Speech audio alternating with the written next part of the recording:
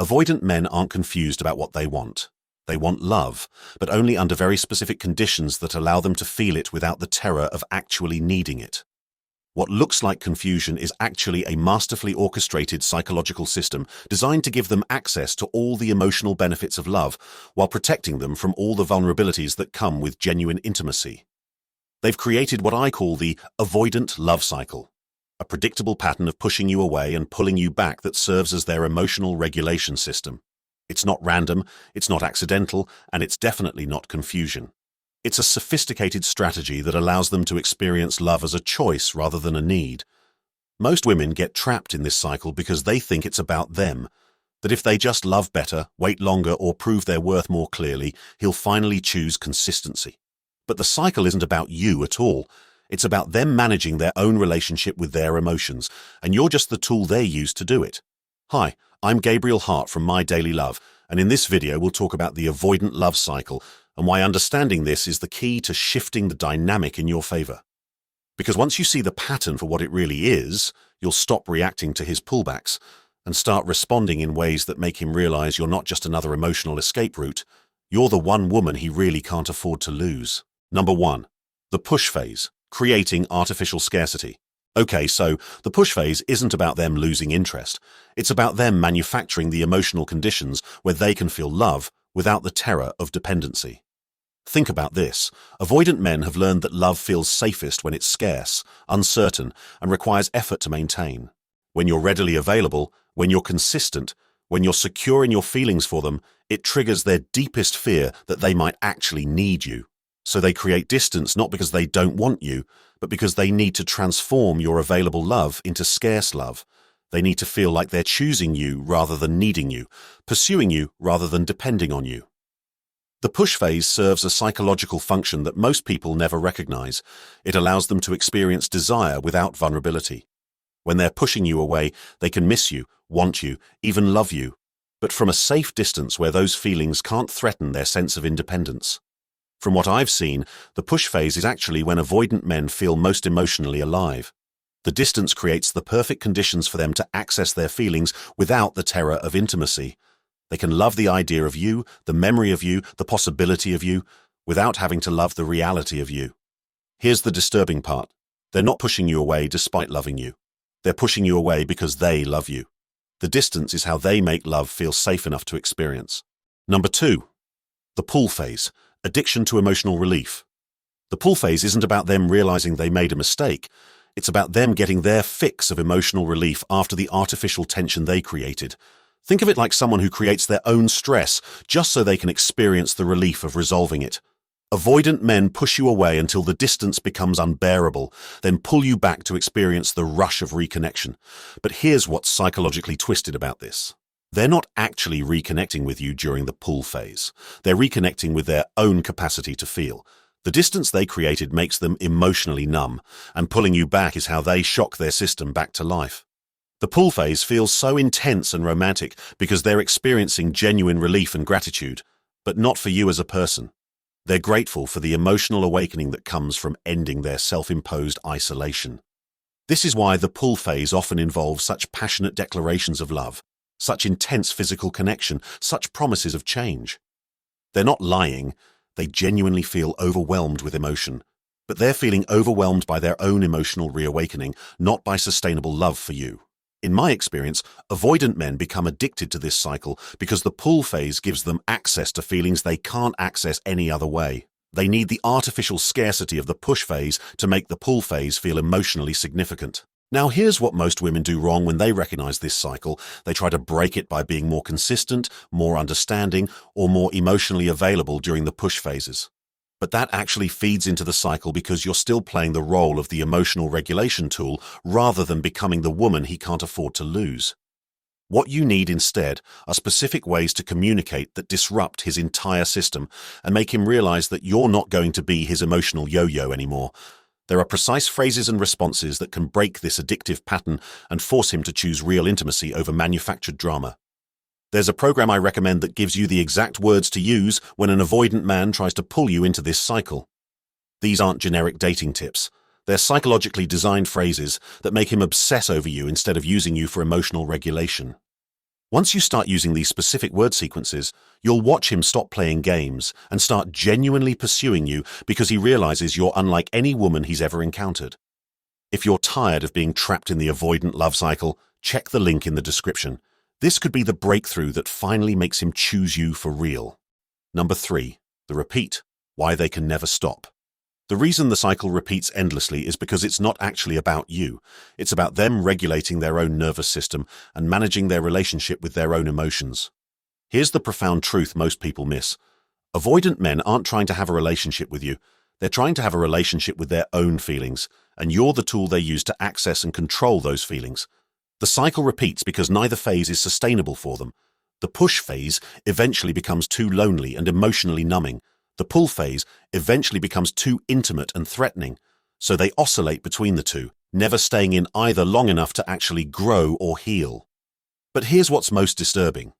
They're not repeating the cycle because they're confused or struggling. They're repeating it because it works perfectly for their psychological needs. It gives them access to love without commitment, intimacy without vulnerability, connection without dependency. The cycle becomes their relationship. Not the relationship with you, the relationship with the cycle itself. You become a supporting character in their internal drama of approach and avoidance. Over the years, I've noticed that avoidant men often become more attached to the cycle than to the person they're cycling with.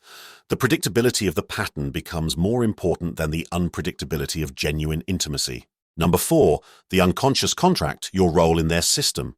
Here's something that will shock you. When you participate in the avoidant love cycle, you're unconsciously agreeing to be their emotional regulation device rather than their romantic partner. Your role in their system is to provide the resistance during the push phase and the relief during the pull phase. You're not their girlfriend or their love interest. You're their emotional thermostat, helping them maintain the perfect temperature of connection and distance. The cycle only works if you play your part. If you chase during the push phase, you provide the validation they need to feel desired without commitment. If you welcome them back during the pull phase, you provide the relief they need to feel loved without vulnerability. But here's the most disturbing part. They need you to be hurt by the push phase and grateful for the pull phase. Your emotional reactions are what make the cycle emotionally significant for them. If you didn't suffer during the distance, the reconnection wouldn't feel meaningful. As a man, I can tell you that avoidant men often unconsciously select partners who they know will participate in this cycle. They're not looking for someone who will break the pattern. They're looking for someone who will perfect it with them. Number 5. The illusion of progress. Why it feels like growth. One of the most psychologically sophisticated aspects of the avoidant love cycle is that it creates the illusion of progress and growth while actually preventing both. Each time they pull you back, it feels like a breakthrough. Each declaration of love, each promise to change, each moment of vulnerability feels like evidence that they're finally ready to commit, to grow, to be different. But here's what's actually happening. They're not growing. They're just moving to a different part of the cycle. The vulnerability they show during the pull phase isn't genuine emotional development. It's the temporary emotional state that the cycle creates. Real growth would mean staying present through discomfort, learning to tolerate intimacy, developing the capacity for consistent love. But the cycle allows them to avoid all of that by creating the feeling of growth without the work of growth. This is why the cycle can continue for years without any actual change. Each repetition feels like it might be different, like they might finally be ready, like this time they've learned something. But they haven't learned anything. They've just completed another rotation of their emotional regulation system. Number 6. The tragic end. Why the cycle always destroys love. The ultimate tragedy of the avoidant love cycle is that it destroys the very thing it's designed to protect, the possibility of genuine love. Each repetition of the cycle erodes trust, creates trauma, and teaches both people that love is unstable, unpredictable, and painful. What starts as a way to make love feel safe ends up making love feel dangerous. The cycle also prevents the avoidant person from ever developing the emotional skills necessary for real intimacy. They become more sophisticated at managing the cycle, but less capable of genuine connection. Eventually, even the most patient partner reaches their limit. The cycle that was designed to keep you close enough to provide emotional regulation but far enough away to feel safe ends up pushing you so far away that you can't be pulled back. The avoidant person is left with their perfectly functioning emotional regulation system and no one to regulate with. They've mastered the art of loving without vulnerability and ended up with neither love nor safety. Now, here's what happens when you finally understand the avoidant love cycle for what it really is. You stop participating. You stop chasing during the push phase. You stop being grateful during the pull phase. You realize that you've been serving as their emotional regulation device, and you decide you're worth more than being someone's psychological thermostat. So you do something that completely disrupts their system. You move on. You stop waiting for them to figure it out. You stop hoping this cycle will be different. You start building a life that doesn't revolve around their emotional availability. You begin healing from the trauma of being pushed and pulled, and you discover what it feels like to have consistent, stable love, even if it's just love for yourself. But here's what most women don't expect to happen when they finally break free from the avoidant love cycle. The same man who seemed perfectly content cycling you through his emotional regulation system suddenly panics. The person who could push you away without a second thought becomes desperate to pull you back. The cycle that worked so perfectly when you were participating completely breaks down when you're no longer available to play your part. See, here's what most people don't understand about the avoidant love cycle. It only works when you're trapped in it. The moment you genuinely move on, not as a strategy to get them back, but as a genuine choice to prioritize your own well-being, it creates a psychological crisis they cannot tolerate. All the reasons they were cycling you suddenly become the reasons they can't let you go. The system they use to regulate their emotions becomes the source of their emotional chaos. There's a predictable psychology to why avoidant men always return after you move on, and it has nothing to do with them suddenly realizing your worth. It's about their entire emotional regulation system collapsing without you there to operate it. So if you want to discover exactly why avoidant men are psychologically programmed to come back the moment their cycle no longer works, then our new video will show you why understanding this pattern could save you from making the same mistakes when he inevitably shows up again. Please click the video showing on your screen right now to watch it, and you'll see what triggers his panic response.